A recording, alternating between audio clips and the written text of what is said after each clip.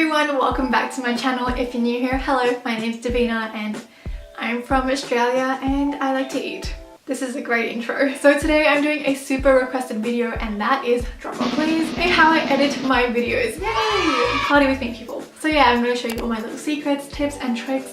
So let's just jump right into it. Take me away to the shade, to another whole dimension. You've captured my attention. So to start off with every new video, I like to go and create a new library. So I'll just go File, New Library, type in the name for it, save it, and then I'll go back into File and then create a new project, and bam, we've got a new project. Amazing. And then after that, I'll just like to drag in all the files I have. I personally like to do it this way just so I can see everything in the timeline. I know people like to do it bit by bit, but yeah, I just like to have it all there, ready to go. And then after that, I'll go in and import my intro card, my subscribe buttons, and my outro card. Sorry in advance, these voiceovers are going to be pretty bad, but I'll try my best to explain. So then after that, we're going to do a rough cut. So I'm basically reordering my footage, chopping things like irrelevant things that I might say, so I'll cut all of that off. So here are some really handy keyboard shortcuts. My favorite is a blade tool, which will just split your footage. I'll alternate between pressing the B and A on the keyboard, and that just saves a lot of time. The snapping tool is also really great because it'll make your footage align. Moving on to music, I'll just type in a song that I like on YouTube and I'll copy and paste that URL into a site called YouTube to MP3 converter. And yeah, you just wait for it to process and download that. And then I'll just drag that straight into my timeline, chop up the parts that I want, and that's about it for music. Just make sure you're using non-copyrighted music, otherwise if you are, just chop it down to 20 seconds and you'll be good. The next segment we're moving into is creating an intro. So my number one tip is to edit to the beat. When you edit to the beat, it just makes your videos a lot more interesting and engaging. So as you guys can see, I'm just chopping things down and reordering footage to match the little peaks in the audio. Finally, I'll show you guys some examples so you guys can see what I'm talking about.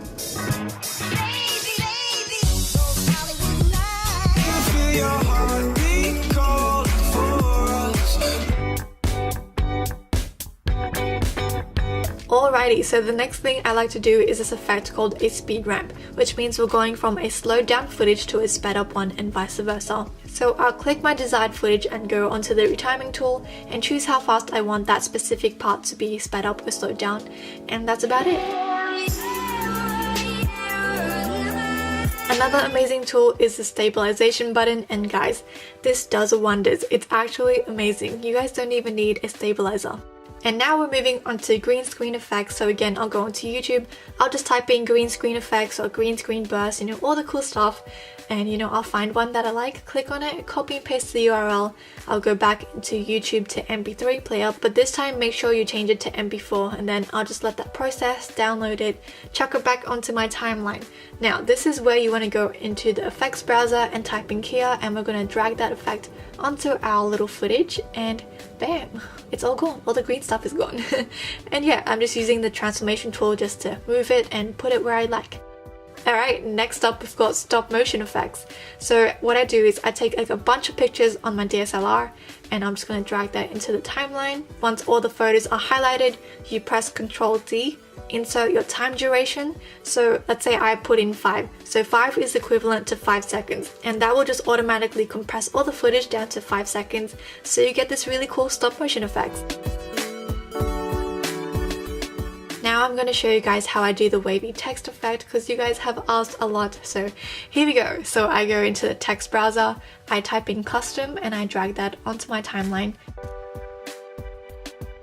Then we go into the effects browser and we're going to type in underwater, and then we're going to drag that onto our text. So here it depends how wavy you want to be, so your refraction, your size and speed, I just adjust all of that to whatever I want it to be, and that's about it. You guys have also asked what kind of text I use, so Cooper Black is my go-to, and I also like to adjust the tracking, which widens the text. Is that even the right saying for it? It widens the text. And then I also like to play around with the outline and drop shadow, and that's how I do my text. Next up is how to do colored backgrounds. So first I'll grab my desired footage and chuck that on top of my original timeline, and then I'll use the transform tool and shrink it down. Then hop on over to the generator browser and we're going to type in custom, and then I place that underneath that footage, if that makes any sense. And then from there I just change the color. So I usually go for the pastel colors. I really like those ones.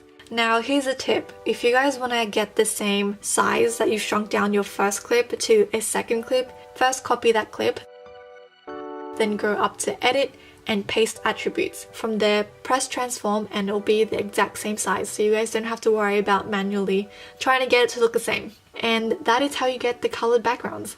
Now we're moving on to transparent pictures, so I'm just going to type in Converse. Now what's really important here is that you type PNG. PNG makes all the difference. So you want to make sure that that background has like a checkered pattern sort of thing, and that means it'll be transparent, so when you drag it in, you won't have like this white background, and that's it. And finally, we have color correction. Color correction is so important in the sense that it appeals viewers as well and makes your footage a lot brighter, darker. It just sets the tone. First, I'll go into the effects browser, drag color correction on, and I'll always adjust the highlights because this footage looks pretty dark, right? So I'm gonna bump up the highlights, and then sometimes I might bump down or up the midtones. And then of course we've got saturation, which makes your footage really bright and vibrant, or on the other hand, dull. And again, just to save time, you can go edit, paste attributes, and go color correction, so everything will be color corrected already. But that really depends on if your footage is around the same. Otherwise, if you're a bit of a perfectionist like myself, you might want to go in and manually adjust each footage. It just takes a bit of time, but it looks really good at the end. Hi, did you miss my face? I'm back. Well, anyways, thank you guys so much for watching. If you did like this video, please give it a thumbs up, subscribe, you guys know the drill. Bell notification button, and yeah, I'll see you guys in my next video. Bye!